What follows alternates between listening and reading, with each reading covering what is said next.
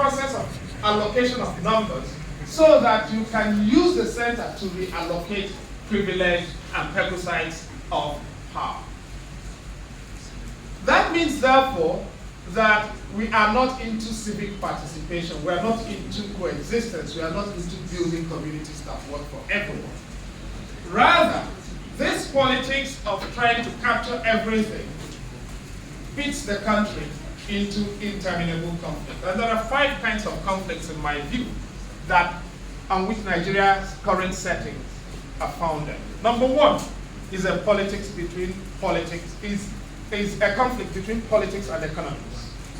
That conflict between politics and economics is indexed on the distinction between the indigent and the settler.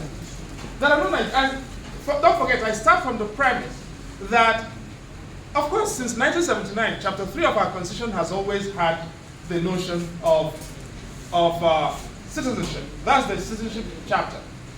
But when you read the chapter itself, it begins to appear that it privileges the notion of indigent over the idea of citizen.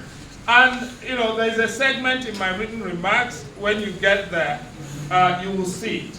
And President Obasanjo, in 1993, for instance, complained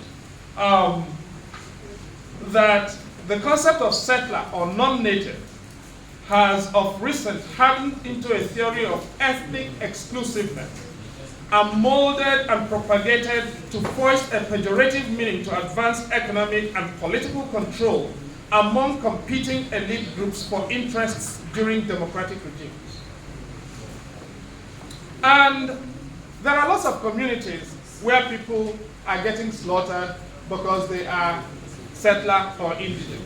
And I've discussed several of them in the paper, and I've spent quite some time illustrating with the crisis in Jos, for instance, and how Jos degenerated from the city where everyone wants to live in Nigeria to a city where if you live in Buguru now, going to Do in the north, Buguru is in the south of Jos. To go to Do is problematic after a particular hour. If you live in Malali in Kaduna, to cross the bridge to go south after a particular hour is problematic. And in many states, you see, I went to Federal Government College of Kigwe. And for those of us who went to Federal Government Colleges or Kings or Queens in the before 1995, 96, 98, certainly in the 70s and 80s, parents deposited their children in train stations in Kaduna. And other parents picked them up in Enugu or in Lagos and looked after them. You were guaranteed that your child was going to return to you.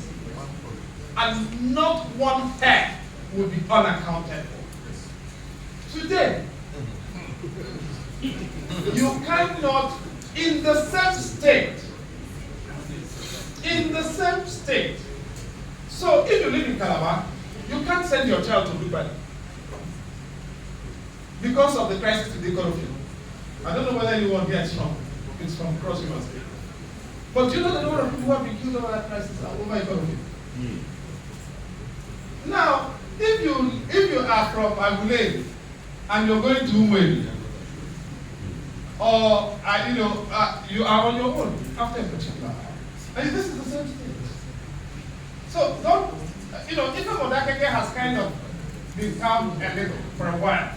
So don't think here I'm trying to put down any particular parts of Nigeria. This is all over the country. I'm not going to come here and talk about the Shekiri and the Urobo. But in a lot of our communities, community members are buying guns and arming one another. Not to shoot foreigners, but to shoot neighbors. And we are complaining that Nigeria doesn't work. Our neighborhoods don't work. Why is it that our neighborhoods, that's why I want to focus on citizenship, because this is about just friendship.